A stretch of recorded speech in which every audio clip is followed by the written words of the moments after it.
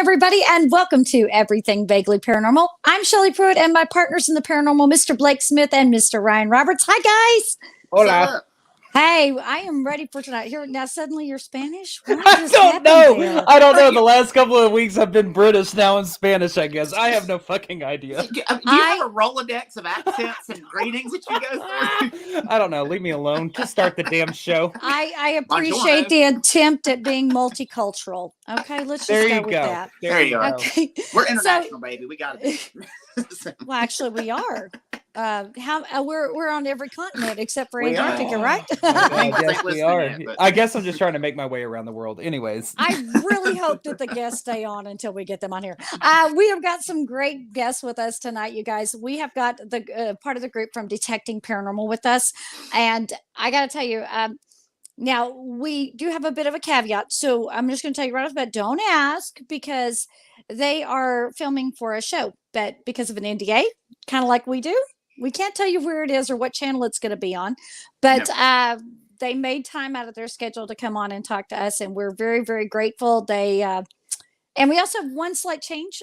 Sean Grubbs was not able to join us this evening, but so far right now tonight we have with us Ryan Whitten, who's a paranormal investigator, and also Gypsy Jules, who is a relic hunter, and she does metal detecting and tries to find things that are associated with the paranormal activity and location.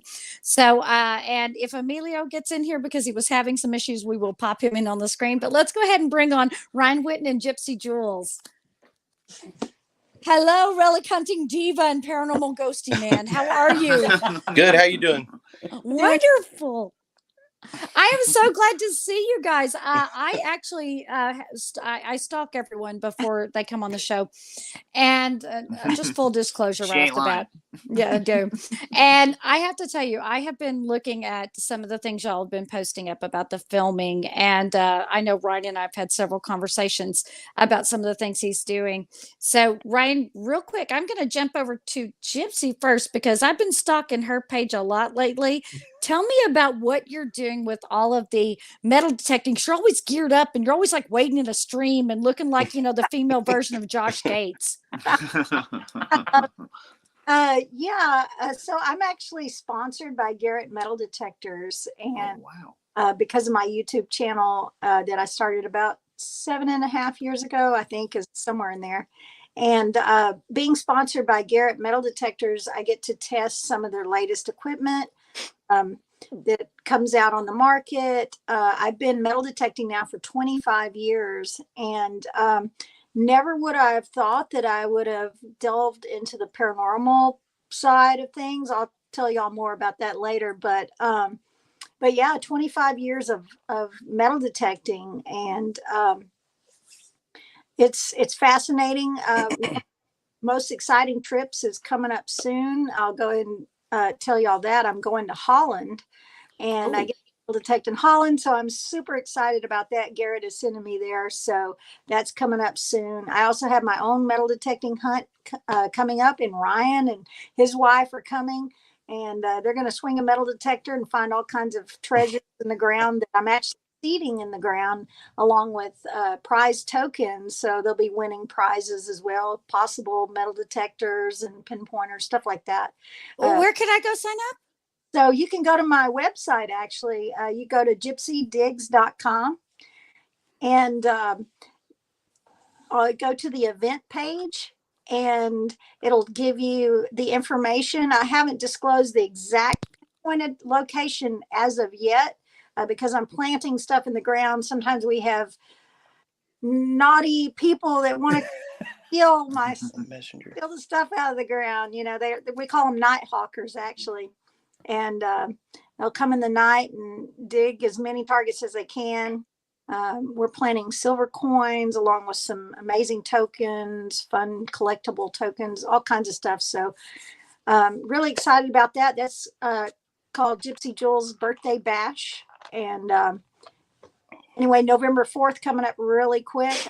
Out there planting today in the field. So excited about having Ryan, but y'all are welcome. Tell as many people as you can. I appreciate it. So I'm going to get the best gift. There you go. And so Ryan, why don't you now you tell us a little something here, because I saw a little head pop in on the side. Is that your wife there who does some paranormal investigating with you? She's with our paranormal group as well. She's got a crazy story she wants to tell y'all in a little bit, but yeah, um, I guess I can start from the beginning of where this all started. Um, Me and Gypsy kind of put this idea together, and I kind of made it happen. And my director Josh, he basically we started all this project, and it's just kind of blown up, and it's just slowly progressed. And I mean, it's some of the stuff that's happened along the way when we're filming at these locations, like we filmed at the helium plant in Fort Worth. Which And you've extended an invitation. I'm going to hold you to that because you yes, promised me. People yeah, that promise me things better follow through. I know voodoo people now. You made a deal with the devil. I don't know if you know that or not. So. yeah, And is that Emilio that just popped in? Yes, Let me He's here. introduce y'all, Emilio Garcia. Nice to see you, sir. Nice to meet y'all. So Ryan, you were saying about the helium plant. yes, we filmed at the helium plant. We filmed several times, and we've done daytime filming with Gypsy when we were actually doing, the relic hunting and all that and such. But we filmed in Building 7 and Building is it 8 or 9, Emilio? 9. Yeah, Building 9. But 7 for sure has got the most craziest activity I've ever been in of any places. I mean, I don't even know where to start. We had Katie, one of our investigators. She was actually choked. We had this on film. She was choked when we were actually doing the Estes method. That was interesting. And it was crazy. And then I had a full-on shadow figure standing right in front of me during filming. Can I get you to rewind a little bit? Can you tell me a little bit of the story about the helium plant? Like, what's the deal with it? Yes, it's an actually World War I building. It was opened up back in the 1920s, I believe. Back whenever they used to actually have blimps, and they filled them. They used to take helium and they would transfer it from water to hydrogen, and then it would go in. They would turn it into helium, burning off the hydrogen. Well, this is an old military base. It was actually the base before Carswell in Fort Worth opened. Okay. Oh, okay. Yes, and lots of experiments. They actually did the Manhattan Project there. Some of the projects there for doing the Manhattan Project. Okay. And but yeah, it's the history in this place is just crazy. And we had one of the Fort Worth historians came there and did a bunch of history on the bill, told about the history, and she just was amazed at the place. It was still there, and then had some aviation historians from Meacham Airport from their museum came, and but we did a big, interviews with them, from all the history. But yeah, the place is just amazing, like the history and the backing of everything that's happened at that place. Now, and this is for everybody. What was the first thing that happened where you realized this place has got something going on? Well, I mean, we've now wait. heard, Can I tell you first something that, because we haven't actually gotten to introduce Emilio yet. Emilio, you are a serious skeptic, correct? Very much so. I one of those. I want to believe, but it's a lot for the logical mind to wrap your head around. There's so many other explanations that could be going on. Okay. But now for Ryan's question that he had asked, but this place scared you, did it not? I've had some experiences there. One of the first times I've ever been there, I was growled at right the side of my head. Really? So that shocked me quite a bit. That's one of the few things that I cannot explain. So now, is that the first time that's happened to you, where it's something you couldn't logically figure out where it came from? I would say that's probably my first experience where I really had no explanation for it. Okay.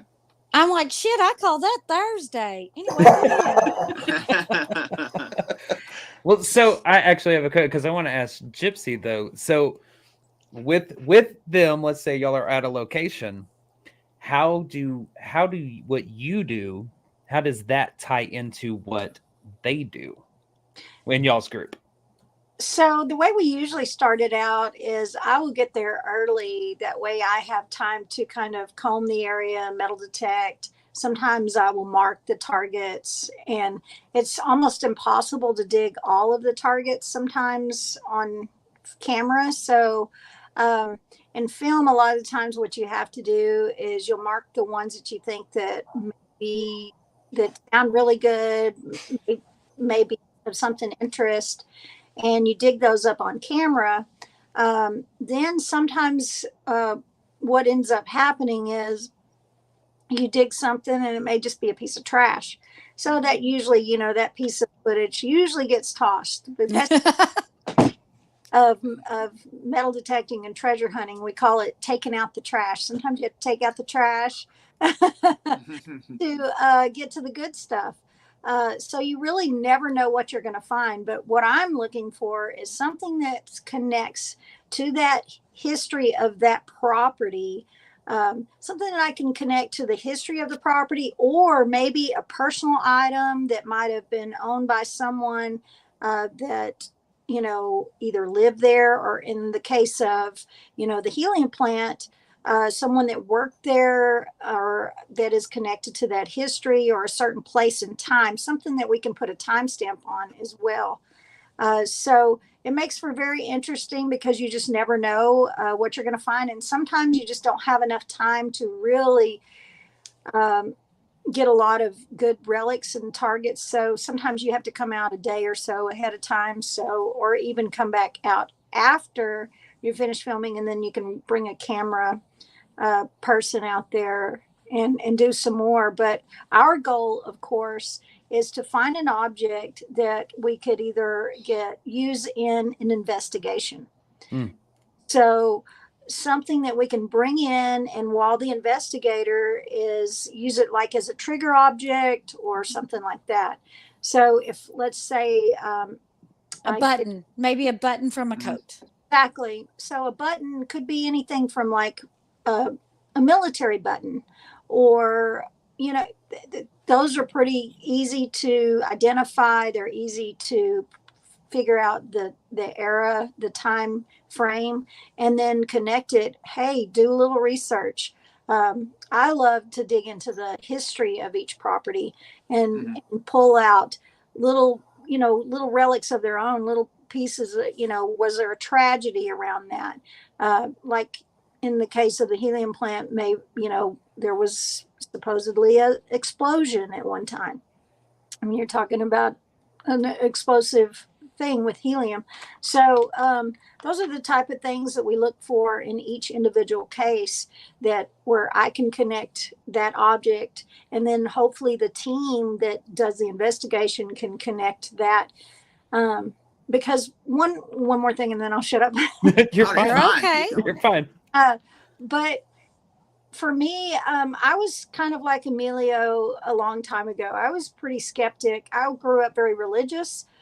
So for me, I had never had any paranormal experiences, et cetera, et cetera. So I must admit, I was a skeptic, and my dad was a scientist. So I always kind of took the scientific route. Well, can that be explained or something? But as I've grown older, and I've learned a lot more about even us as, if you want, you may not be spiritual, but as an energetic being, I'll put it that way. We all emit energy. And if I just pick up an object, I've automatically put energy into that object. There was energy put into that object when it was made, but there's also, by me wearing this necklace. So if I find a necklace out there metal detecting, and I can connect it to a person, but that person also, it may have some sentimental value to them, or, might have been given to them by a loved one. So there was energy exchanged in that. and we emit energy. And sometimes, this could be residual energy that we're picking up on, or, something repetitive. There's so many things to question. So that's what I find fascinating about this. And once you learn that, it just it changes everything to me. I love that she's like out there like hunting for like trigger objects. That's my I favorite love part that, about yes. it. I love that. So now, Ryan, you were saying that this helium plant that was one of your. Whenever you and I talked, you said that was one of the scariest places that you had truly ever investigated. Yeah, I think that day that when we were in building 7 on the second floor, it scared me so bad that like, and it takes a lot to get me, scared.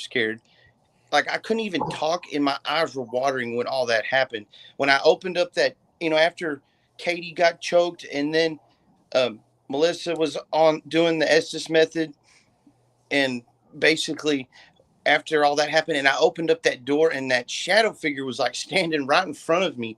Wow. It was, and when it saw me, it was like it was scared and it shot off down the stairs. I saw it. And I couldn't even talk. I walked back into the other room because I was already trying to calm Katie and Melissa down basically after what had already happened. And they knew, they could see it on my face. I just saw something. Something was wrong. That's right. Yes. They were like, what is wrong? And I couldn't even talk and my eyes were watering, but I wasn't crying. It was like out of just pure fear. Oh, Well, he was better to crying. wet your eyes than your Yeah. pants. No, wait. So- I'm actually going to say something real quick because I find that very interesting that you had that experience with your eyes watering, because we have actually spoken on this podcast before. Ryan, Ryan, and our producer Brittany have both experienced this at very energized locations and in very energized moments. With shadow figures too, and it's like you're saying, you're not crying. It's almost like your eyes just well up, and you just don't. Yes. You can't explain it. Like you're not sad, you're not scared. It's just No. like almost like you can't believe what you're seeing. Yeah. That's a good way to explain it. And you could feel like when I walked back outside that door was charged. Like you could actually feel the positive charge right there where it happened. Still, after like 5 minutes after it happened. Now, crazy.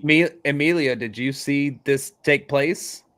No, I did not. I mean, I was there. Of course, the skeptic missed it. Go ahead. No, I've had my own experiences, more than just the growl in that building complex. It wasn't in 7 or building 7 or building 9. It was in another building. But to go back real quick, I'll get on that story in a little bit.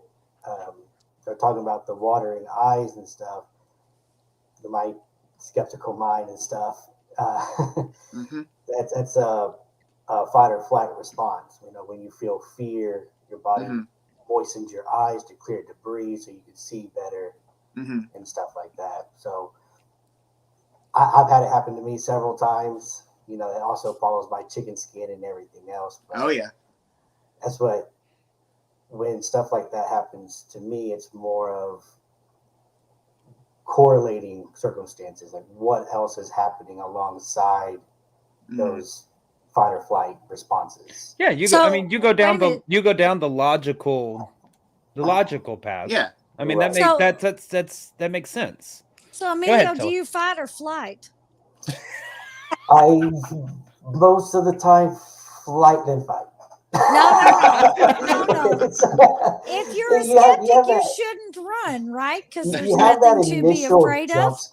You always have that initial jump scare, but I mean, it happens to me all the time. You get that jump scare, but then collect your thoughts and you're right back in there. I love it. Emilio's going, why the hell did I say I'd do this? Well, I mean, go ahead, Brian. So you try to rationalize. I mean, even as us believers on the screen, we're what we like to call skeptical believers, because whenever something happens, you immediately are trying to figure out and trying to rule out in your head exactly what it could be and if it is something that is completely logical. But there are times when it's not, and you just have to throw your hands up and be like, I don't know what that was, but I can't explain that.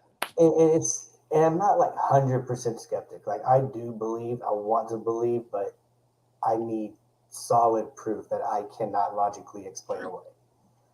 So I approach it in a very skeptical way when I'm investigating. But I Now, still believe there's something else out there. exactly.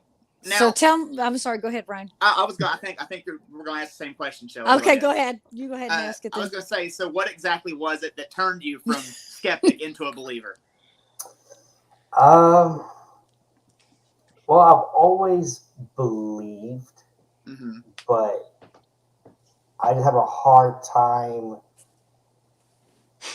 actually really believing without some type of proof there. Okay. So, I mean, I've always been really interested in paranormal stuff, the paranormal TV shows.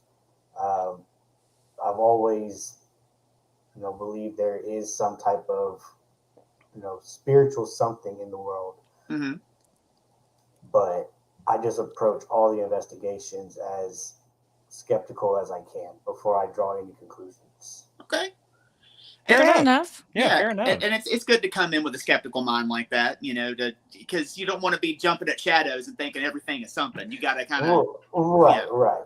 I'm going to completely ask something that's not even about the show, but Emilio, do you have a mic that's up on your head that you can drop? Because you are a little bit muffled. Oh, I am. I don't believe I am using that mic. I have another one here. Okay. We just want to be able to hear you. Yeah, we want to be. Because We want. Yeah. because I do want to know what was the moment throughout all of y'all's investigations that scared you the most. I was going to say we can let Gypsy start. Yeah, with let's that let Gypsy and let start that Emilio one. figure out his mic. Because I'm real curious if you found something, then all of a sudden that was like, oh gosh, now something's following me home because I found this, belt buckle or something. Oh, I got a story for y'all. Okay. Go ahead. Tell her. So my husband kind of got me into this, and I'm kind of like Emilio. I want to believe and see stuff, but I'm logical too at the same time. And as we've been married, I've just seen crazy stuff. And I think I got to the point that I was like, okay, I'm cool with this. I'm just going to have to deal with it. He's going to bring it home. He came home, and it was a night I couldn't investigate. Our son had some stuff going on with school, so I stayed home to make sure he got home.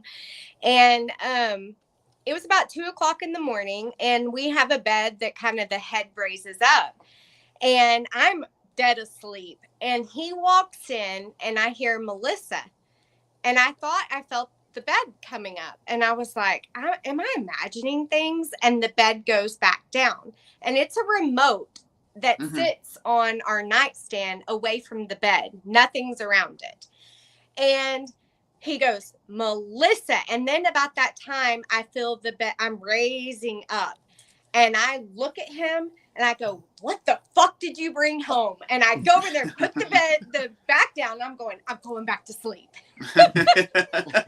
So I've kind of like, okay, I'm just gonna have to accept whatever we're doing. Oh, it's gonna happen. He's gonna. Yes. I've been drug out of bed before. It's gonna happen. He's gonna bring it home. Don't tell me that. Something will always follow you home. Always. Yeah, it came home and said, I'm gonna fuck with her sleep number. Oh yeah, you're not a 23. You're. I was like, whatever you brought home, we are cleansing this house. I was gonna ask Melissa, if you bought some sage and you started cleansing the house, I would be cleansing it every time. Yeah, I have. Yeah. So Gypsy, what was your story that had scared you the most in all your investigations? Well, so a lot of that, I'm not present when they do the actual paranormal investigations. I remember our first one that I did at the helium plant. We had went upstairs, and I had went up there with someone that has, psychic ability and stuff like that. And they were definitely having something, and it was interacting with us. So I tend to be one of those people that I don't normally get that scared unless I'm alone. Fair enough. So you put me in a room alone, and I will get You pretty. scare yourself? I will probably scare myself at every little noise and every little, everything. But most of it, what I tend to do is more of interviewing, like the guest and the historians, stuff like that.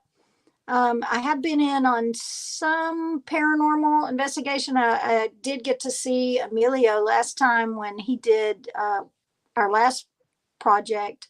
He did the Estes method, and that was pretty interesting to watch. I was watching it from the camera side while he was in the house experiencing that, and I got to interview one of the lady that was having all kinds of stuff, and that was a bit freaky, some of the stuff that she was talking about. We can get into that if you want to talk about it. Okay. So during our interview, and I'm sure Emilio, it was, for me, it was really interesting watching the Estes method. I'm Is sure. this the picture we have of him in the room and it's lit up red? Yes. I think our producer actually has that picture, and this was during your filming. And Emilio, are you there all by you lonesome? Can y'all hear me? Is that better? You're a No. little You're way quieter. way quieter. Oh. Undo, Wait. switch it back. That one better. Oh wait, hey, Say- that was a say it little again. odd. About right there. There you are, right There you are. Okay. Perfect. Yeah. Had to get the right microphone set You're up. good, There man. you go. Sound fantastic. Now I wish I was alone in there, but we actually had our camera crew just on the other side of the wall. Okay. So what was going on in the moment in there? There was a plain Estes session. I didn't have anything real remarkable happen as far as I remember. Okay. Oh, but Well, that wasn't your now- scared moment? No, that was at which one was that? That was the one out in East Texas, wasn't it? Yeah, that was in Bullard where we filmed. Yeah. So that location was interesting, but Whatever was there was hiding. yeah. So it's interesting though. I kind of want to draw attention to this. Is that you said that it was like a regular Estes method. However, Gypsy's on the other side, and she's like, "This is fascinating. She's like- What is going on?" You know. Well, like I said, I approach it a little bit differently. Sure. So I mean, I still don't know if I've ever heard the actual questions that I was being asked at the time anyway. So No. and I didn't have any real remarkable words come through that would scare me just by the word themselves. Okay. Oh, child, come do one with us. I was about to say, do one with us. Everything Vaguely Paranormal podcast on YouTube. Go to the lives. The Estes methods are there. A lot of fun. I'm like, I like. It's like, no, it's just a normal Estes. Meanwhile, we get people who get pulled and flipped over backwards out of chairs. We've had during people ours flipped over sometimes. backwards in Like, chairs. I mean, We've had it's people Well, physically I've slapped. had rocks thrown at me, so that's Oh wow. Well, see, that's cool. Yeah. But that was at Haunted Hill House. okay. Mineral Wells or Gainesville? Mineral Wells, not Hill House Mineral Manor. Wells. Okay. Okay, good Yeah. deal.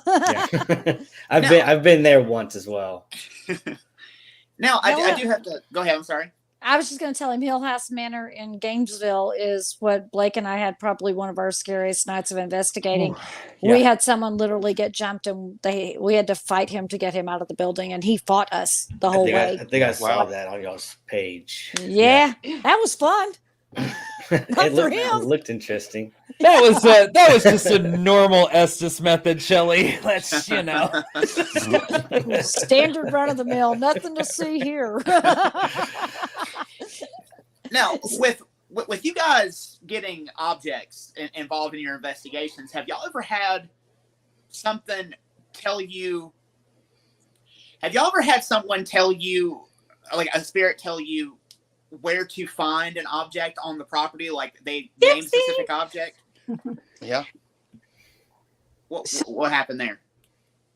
I'm actually, I also on another project, I actually work with a psychic that we work together to find treasure that way. And I would love to do that more on this project as well. and Mhm. it works. I will say that. What's amazing about psychics, if you've ever worked with a psychic, especially one that's really in tune, but the psychic that I work with, she's very in tune with lost objects. Okay. Yeah. So she, and finding missing bodies, of course. So she's worked on some high profile cases. And it would be neat to see for this, because we're just still in the process getting this going. Mhm. And I think there's going to be a lot more stories down the line. So this might be something we want to do later again, as revisit after we've put more filming and investigating under our belt as a team. But I just, that's what really will blow your mind, when something from the other side is telling, you know, this person, the psychic, hey, you know, and I feel like we all have a psychic abilities. It's just learning to tune ourselves to that frequency, that energy, because we are all frequency, we all are energy. And once you understand that, I mean, I tend to be more intuitive. So for me, sometimes it'll be, I think I need to go metal detect over here. I'm really got this weird sense. Or I know that last property in East Texas we drove up on, there was one area that we still didn't get to detect all that much or film that much over there, but I was really drawn to this area over near these trees. And the trees themselves look very old. So I'm sure there was energy there, history there. Mm-hmm. Sometimes you just need more time than just one full day and night of investigating and filming, like takes some multiple times to go on these areas. But yeah, that is really neat when that happens, because it'll blow your mind. I So like you the actually have been directed there, right? You've been directed and found something in the place where you were told to check. Yeah, not on this, not on our projects, but on other projects I On have. others. So I feel Yeah. coming. So I may have to, I need to talk to Ryan and the team about possibly getting this other psychic that I'm working with, because she does not live here. So most live in Texas. So she works remotely. And that to me alone is amazing, because she lives I mean, I'd be down for her, you know, if we could use her for trigger objects and treasure hunting, sure. Yeah, so she works mainly remotely. So let's say Blake, for instance, you lost your wallet. She'll have a client call her and say, you know, hey, I lost my wallet.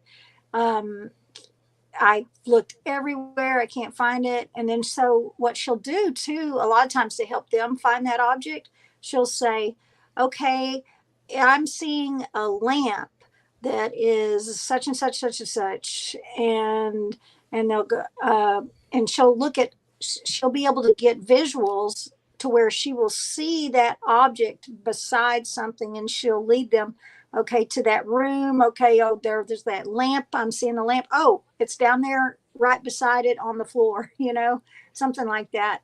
It's amazing when they get in tune.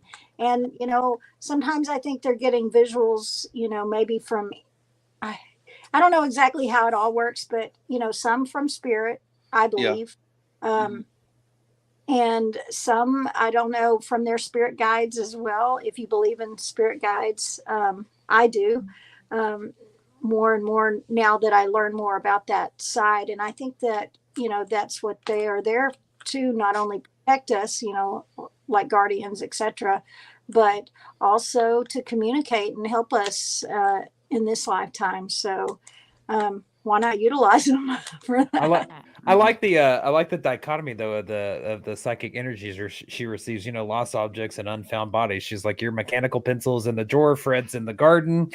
I thought the exact same thing, Blake. I'm like, I find that fascinating. You go from one extreme to, it's like, I can help you find your wallet and solve this 34-year-old cold case. That's So let's right. go for it. It's all That's cool. right. I agree. Yeah. That's what's really neat about with the metal detecting, and even like in treasure, and I'm sure it'll happen sooner or later if we can find a property where there might have been a buried treasure, where you get a legend there. And then what's neat about this psychic that I work with, she does map dowsing. A lot of you, there's different dowsing techniques. The dowsing rods a lot. But she'll use like a crystal pendulum or a certain type of pendulum, and she'll map dowse an area and then pinpoint, you need to check here, Gypsy. So I'll be her boots on the ground. And that's something that we definitely need to try, I think, with this group, because I think y'all will be really impressed when you see it happen. It's No, I'm totally down. We should try it.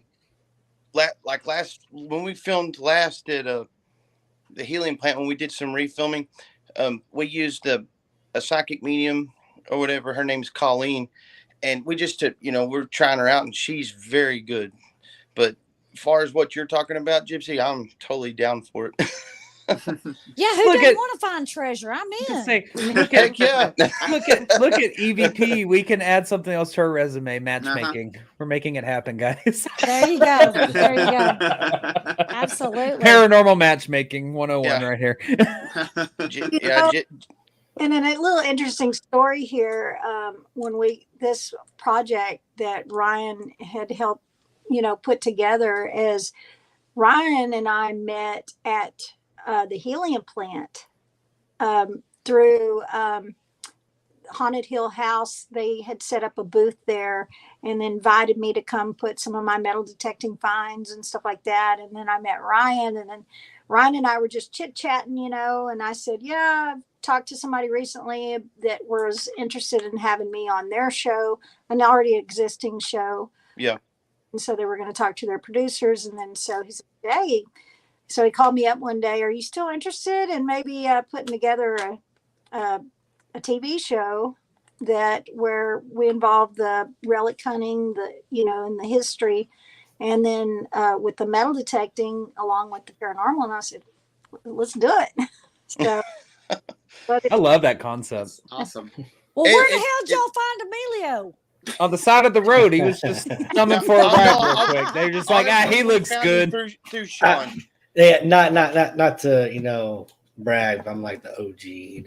Oh, you are? Okay. All right. I see Well, you. I worked really close. I had my own group, Paranormal Brothers Investigations. It was me and my older brother, and we worked real closely with another group in the area.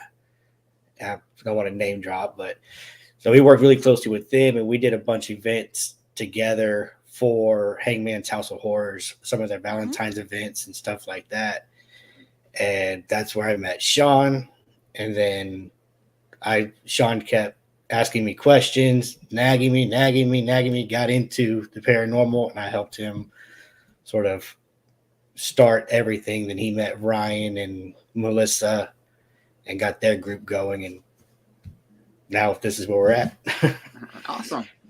And that's what happens when you talk to strangers, right, you guys? Exactly. Exactly.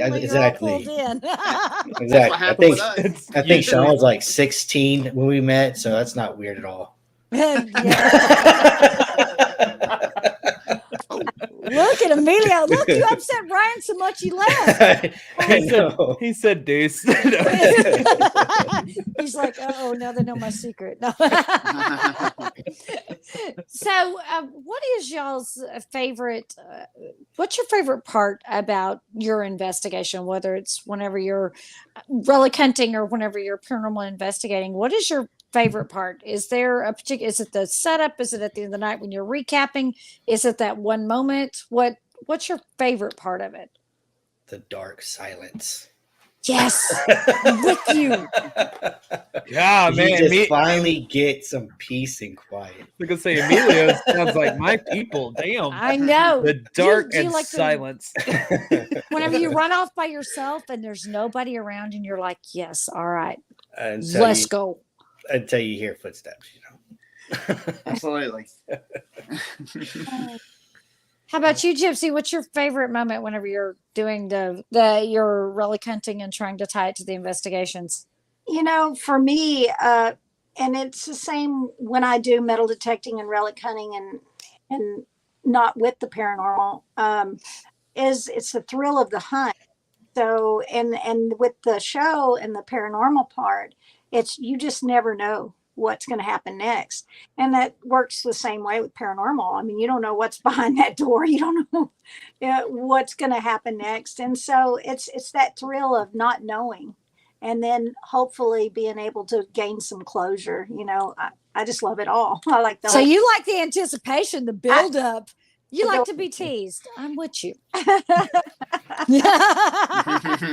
you can say, Emilio, are you a teaser? Or you like to just go straight for it? Depends on the context here. I'm talking paranormal. Hey, What's your nasty mouth thinking about? They didn't warn you about this podcast, did they? Sorry. Yeah. We didn't have time to ask Emilio if he was sure. So I actually have a question that came from our comments real quick. It's so being a more welcome back. Sorry, I got kicked off. That's all right. Sean called the other investigator. That's all right. Being more of the trying to go down the logical path, more of the skeptical brain and stuff like that. Whenever this comes from our comments, actually, whenever you had whatever it was that growled in your ear, what is your thoughts behind that? How does that happen? I mean, I know you said you can't explain it, but try maybe. The closest thing I can come up with is that it was in the middle of the summer. There is a lot of animal life in that building, but they don't make that noise. There's a difference between an animal running in the air vents or scraping and then a deep guttural growl. Absolutely. 6 inches from your ear. Yeah.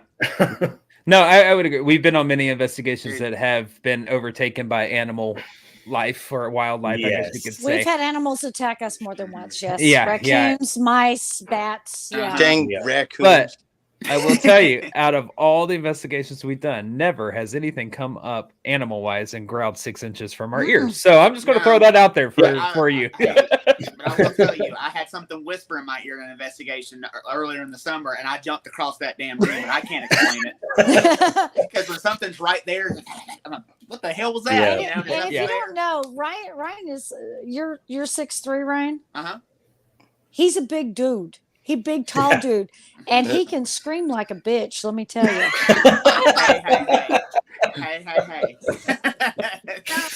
It didn't whisper in your ear. My is like the Emilio and the skeptic stuff, and I know some of that you can't always explain, but no.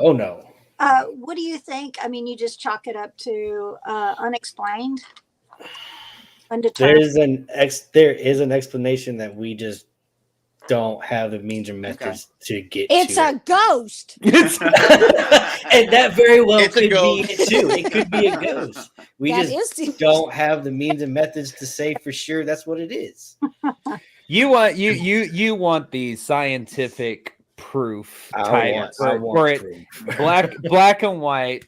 Yeah, Yes, I got you. I understand. And I think understand. the closest personal experience I've had to straight proof was probably still there at the helium plant complex. I believe it was building 14.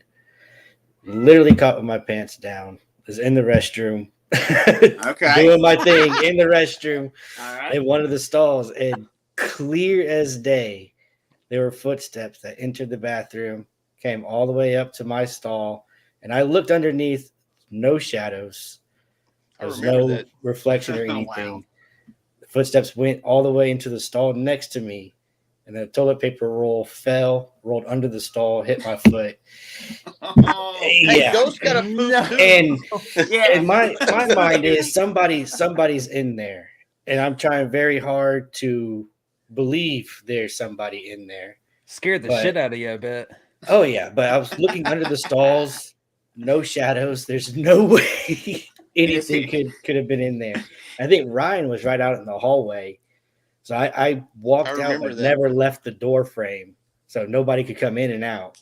I didn't called hear Ryan over because I'm like, I'm not about to walk all the way in that bathroom by myself. So I called Ryan over. So we walked in there together. Yeah, nobody in that bathroom. So what was your Wow. explanation? Spooky dookie. It was definitely That's what I would say. Dookie Something demon. was trying to scare the shit out of me, and it did a You pretty didn't good want job. the three of us wanted to say it. I just said it. now, Ryan, did you hear anything while this was going on? You were like, you no, didn't know what was happening, right? no, I You didn't just hear. fanning I have like fumes. horrible ADD, so I didn't hear nothing. I didn't know what was going on until after he said something. Yeah, he just sees me poke my head out from the bathroom, probably pale as a ghost. Like, Ryan, come to the bathroom with me. Not to be weird, but please. I'm like, dude, it stinks. Listen. I don't buddy system at all times on investigations. I got to go somewhere to go to the bathroom. Nah, I'm taking somebody with me. Yeah. Listen, I ain't gonna lie. I always say I'll go anywhere in the dark, but Shelly is going first. I don't And care I how have bad no that problem sounds. with Is Shelly the bait? No, Shelly's just a badass bitch and ain't afraid of shit. And I'm just Yeah, gonna be like, you know what? She'll go towards it. She'll distract him. But if she goes running back my way, then I'll just run This because girl if right Shelly here, runs, I run. She's always our bait. Shelly makes herself bait. Shelly will go get lost in the darkest of darkest and creepiest of corners and try and Shelly and I investigate. would get along. Yes. We'll make y'all bait. There you go. Here's the thing, they always say that if I run, they run, but you have to be careful because usually I'm running towards it. Yeah. So if you want to She go, does. come on, let's go towards it. But usually if I run, you better wait and see where I'm going to before you decide whether or not you're going to follow.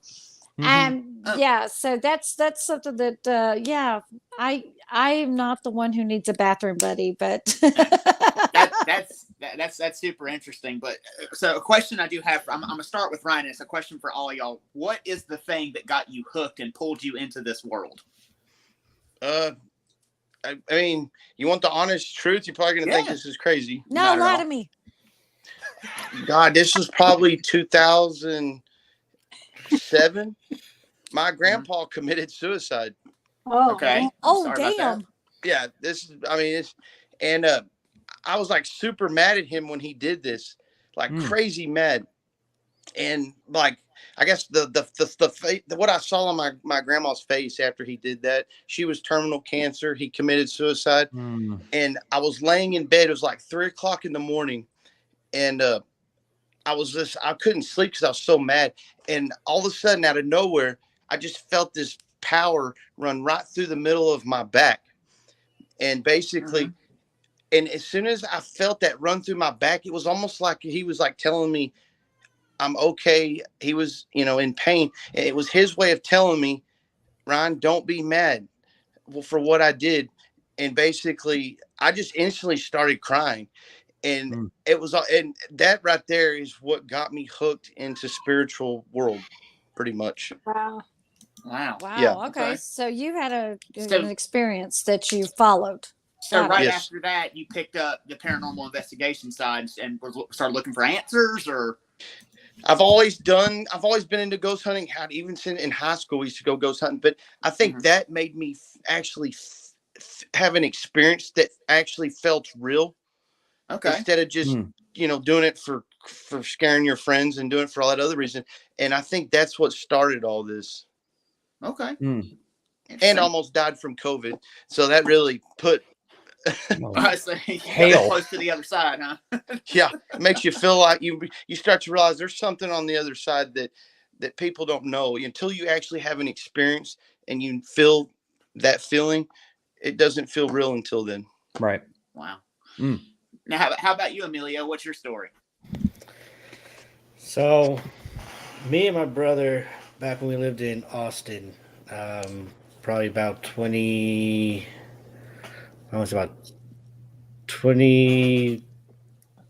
2003 to 2007-ish, Okay.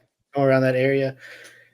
We lived in one house that just had weird things happen. Mom had glasses thrown at her from the kitchen counter. We had a chalkboard fly off the wall. Wow. Usually a chalkboard was like, just fall straight down. This one flew sideways over the kitchen island. TV would turn on and off by itself. Furniture would move around in the living room. I woke up one night, middle of the night, just hearing the deathly scream of a little girl. Well, nobody else up in the house. Mhm. I was petrified. Couldn't find out where it came from. So that sort of sparked the interest. And then we started watching the television shows and figuring out like there's a way we could figure out what's going on, get some more answers. Mm-hmm. And it sort of just rolled into trying to figure out what was going on in that house, just sort of sparked the whole interest in it. Now you didn't investigate your house, did you? No, we had investigators come to our house. Okay. So- And you're the skeptic.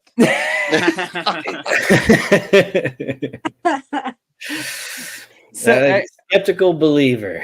well, Yeah. I have a follow-up question for you on that. That's another one from our comments, Amelia. Everybody's fascinated by the skeptical mind frame tonight. Their question is do you feel like staying in that logical mind frame keeps you grounded enough to stay with the investigations, or No. is just how your brain? Short answer.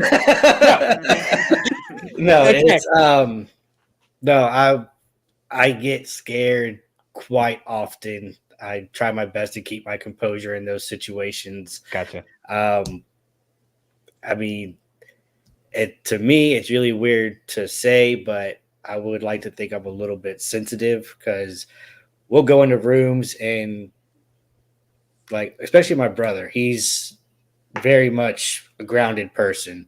When me and him would investigate together, he'd walk into a room and just go about his business, nothing. I walk in a room and it feels like I have 80 pounds of sand on my back. Mm-hmm. You know, Felt I that get before. goosebumps all over, the watery eyes. So I have those experiences that I really have no way to logically explain. Mhm. But again, I don't take personal experience as evidence without anything real to back it up. Gotcha. Yeah, I understand that. You had your personal experience, but you want empirical evidence. I totally Right. get it. I'm right there with you. I know what you mean. Like I'll be like, I walk into this room, this feels funny. Start busting out EMF meters, everything else, Mm-hmm. trying to get something physical to correlate with whatever I'm feeling. Mm-hmm. Okay. All right. Now, Gypsy, what was your experience that got the hooks in you to pull you into this world? Well, I went through this long period where I keep getting pulled into the paranormal. You're trying to avoid it. It just keeps coming at you. At all cost. I tried to, but so Welcome. like I said earlier, I came from, a religious upbringing, went to church, was told, don't believe in any of this stuff, and so I pretty much never did. And I had never had any kind of paranormal experience. So back up about little over 25 years ago, I was pregnant with my oldest son, and my husband at the time, my ex-husband, we owned a business, and he was at work, and I had went home to rest, as you usually do when you're pregnant, and you feel tired all the time. So I laid down, and I'm on the edge of the bed, kind of in fetus position, and resting. And I just pretty much just laid down. And next thing I know, I hear the front door open and shut. And I was like, I raised my head and I say, Chris, is that you? And I knew it wasn't time for him to be home. Our business was normal business hours. He was working. So I didn't hear anything. And the next thing I similar to what Melissa experienced, I'm laying there. I'm like, it is odd, no answer. And then the only way I can explain it is this overwhelming energy filled the room. Mm-hmm. And it felt like there was a presence standing right in front of me, in front of the bed, at the edge of the bed where I was laying on, at the edge of the bed. And I'm like, what the heck is going on? I'm sitting there laying there and I'm looking and there's nothing, but I feel it. And the next thing I know, I feel the bed pressed down and I feel this energy move over my body and spoon me. No, thank you, weirdo. Get off. Pervert. Literally felt like someone was spooning me, like that energy was there. And I'm sitting there raising my head and I'm like shaking and my head is as stiff as can be. And I'm looking like this and there's nothing there. And I'm just going, what the heck's going on here?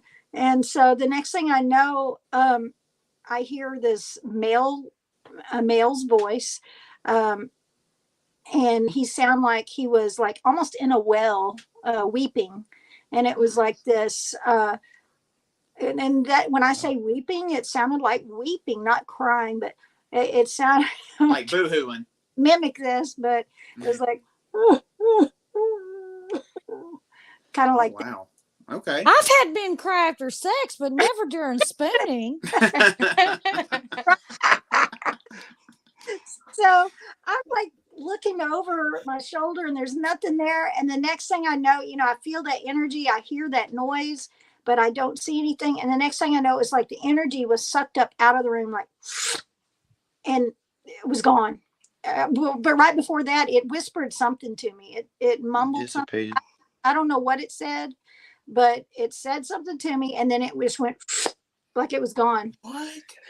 And then so after that, so finally when I got up enough nerve to get up out of bed, I called my husband and he said, I didn't tell him what happened. I said, can you come home? And he said, yeah, or is everything okay? I said, well, just come home. Oh, wow. So I get there, he gets home and I'm just sitting there at the edge of the bed and I'm like, he said, are you okay? You look like you just saw a ghost. Oh, hell no. Oh, shut Not up. only did I see one, I was Yeah, right. I didn't see one, but I felt something. What amazes me more in that story is that you paused before you got up off that bed. You were like, no, get out of there, girl. It took a long while because I was scared. I was petrified. I'd never had this. Yeah. Never felt anything. So that was my first. And then I didn't have another paranormal experience till way later in life. But of course, my husband at the time, he chalked it up to, oh, well, you're pregnant and your hormones are this and that and the other. And I'm like, no, I know what happened to me was real to me. So, and then it wasn't until many years later, till partner at the time, we started having experiences. They were being touched. I was being touched, all kinds of weird stuff. And neither one of us wanted to say that we were having these experiences until one day something flew off the shelf in the kitchen. We both just looked at each other. And then I'm like, well, I've been having these experiences. Well, I've been. You're like, it's time to speak up now. We both saw that, right? No, see, don't mess with me in bed. Don't spoon me in the bed or in the shower. I'm usually butt naked in both places, so don't mess with me. I'm very vulnerable at that point. You better say pooping too, because Emilio's having apparently pooping now. Yeah. Gosh. They don't usually mess with me in the bathroom. We kind of have that agreement. It's kind of like, you know what? Stay away. I've had it one Like, time. I've had it one time, and that was at Old Park. I had it one time. Have what one time? Messing with me while I was in the bathroom, in the shower. Oh, in the shower. Yeah. In Jenny's room. Whenever that's because you went in that possessed doll's room. I told that was you to the stay only away from her. Fucking shower that was open, and I was like, "Don't mess with me while I'm here." And they wait till I have the soap over my eyes, and they knocked on the door. No, he's saying they. He's talking about the doll that looks like she will bite you whenever you go to sleep. It looks like she'd just crawl up on you and just go to gnawing. We said stay out of that room. Yeah. It's the only shower that was open. I stunk. I needed a shower, okay? Oh, no, thank you. No, thank you. So it seems like all three of y'all collectively and separately had the experiences in your own home were your first experiences. Yeah. That's an interesting thing because gentlemen weren't all of ours in our own rooms as well. Our very first experiences. I think our Ryan is the only one that's the outlier on that. Yeah. You were Well, I had things you were happening creeping at in my, your girlfriend room. well, I had things happen at my mom's house, before that. But like actually seeing something for the first time, I was in a different location other than being Yeah. at home. But your My- first experience was at your own home, correct? Yes. Mm-hmm. That's Mine interesting. was very similar to their Ryans, not our Ryans. I've seen my great Mr. Whitten's. Mr. Whitten's. Mr. Whitten. Of seeing my great grandmother at the foot of my bed in my room. Yes, after she had passed. Yeah, so it's very interesting how I love hearing the stories how people get so sucked into this world. But I'm very fascinated, as well as our viewers and listeners are, by Emilio's skeptical mindset. Yeah, he's getting chalkboards whizzed in his head, and he's like, "Well, let's see. I wonder if there's an actual explanation for that." And the growling that you're not sure. I think that It was a would be- raccoon. The skeptical mindset came very much later on in my, investigation, experience. But it's needed in our field because It- my it thing, absolutely I mean is. that's what I appreciate about you is because it's not that you're a debunker. You're not out here like it's my way or the highway and and everything this shit is, can happen. yeah, Right. everything. You- Everything is this. You yeah. are literally trying to find the scientific proof behind it, and I think that that's absolutely fantastic and fascinating. So that's what we do too. I mean, we try to debunk everything out of the way first to try to get to a logical explanation. But when you can't, you can't. Exactly. That's what's really great about Emilio is like when he says something is real, he means it. Like You can take it to the bank. Yeah, you can take it to the bank because he's blunt about it. That's what I like about him. He's a very talented guy. And it seems I'm like not it- afraid to call out bullshit either. So Yep, That's Good good. for you. And I think. Go ahead, I can't stand watching fakey fake stuff. That just annoys me. girl. Yeah. Oh yeah. Difference between paranormal entertainment and paranormal investigating. Exactly. And a lot of people don't really know where that line is. Yeah. So if you want to know what a paranormal investigation is like, go on one. What you see on TV is not a lot of times an actual investigation. It True. is entertainment. I think that's what Yeah. makes it the three of you are so actually that you complement each other so well. I totally understand why somebody's wanting to put a show together with you guys because Ryan, you are the person who is the paranormal investigator. Emilio, you are the skeptic who is going to debunk and try to put science behind it. And Gypsy, you try to find something that physically relates to the location that they can use as a trigger object or to Yes. validate their findings. I think that is a brilliant concept. You pretty much have the whole thing covered. we have a lot of talent on our team. I mean, my wife, she's a skeptic. We have Sean. He's him and Emil together are like the most entertaining people ever. Like I don't even know where to start with those guys. oh man. Well, I think that works absolutely great. And you make sure that y'all let us know whenever you can give us the information on where all of our viewers and listeners can go and We will. find the show. And Ryan, you got my number. I want to know. And again, I do not ever forget about the helium plant. Still waiting. I'm telling you, that place is crazy.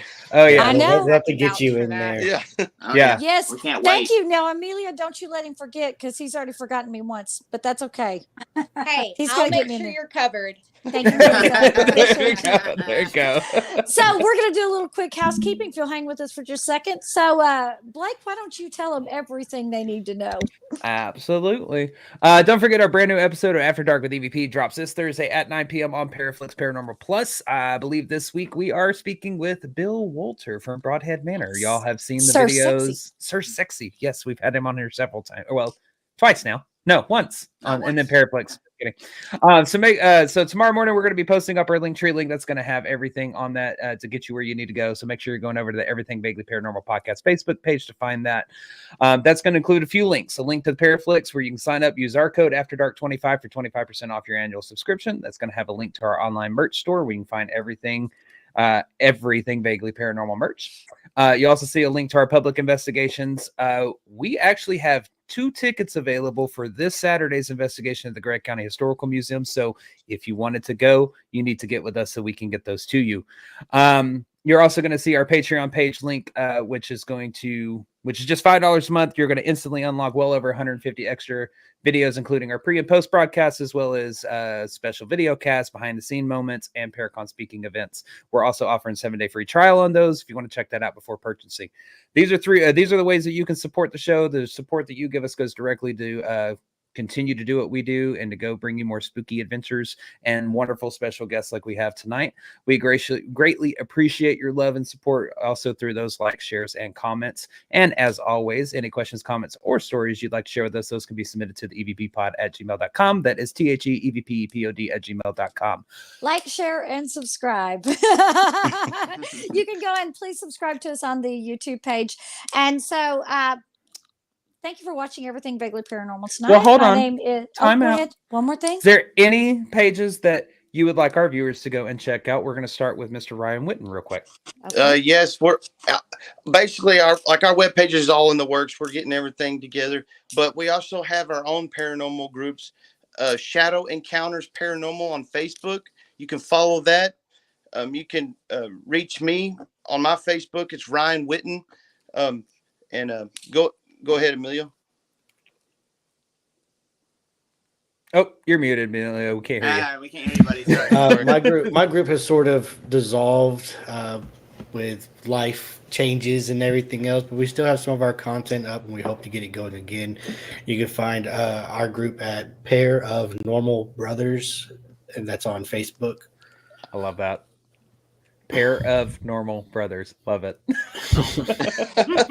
And Gypsy, where can they go and find your fascinating videos of finding these artifacts? All right. So you can go to my YouTube channel, Zero Discrimination, or you can always just type in Gypsy Jules and it will pop up in there. You can also go to my website, gypsydigs.com, Facebook, Gypsy Jules. Pretty much all social media, you can find me under Gypsy Jules or Zero Discrimination. So Perfect. All right. Well, thank you for watching Everything Vaguely Paranormal. I'm Shelley Pruitt. My partners in the paranormal, Mr. Blake Smith and Mr. Ryan Roberts. And we want to thank our very special guests, Mr. Ryan Whitten, the lovely relic hunter, Miss Gypsy Jules, and of course, Emilio Garcia, the paranormal skeptic. Please go check out their pages, Shadow Encounters, Pair of Normal Brothers, and gypsydigs.com. Thank you for joining us. And as always, we will see you next Tuesday. Bye, y'all. Bye-bye. Bye, y'all.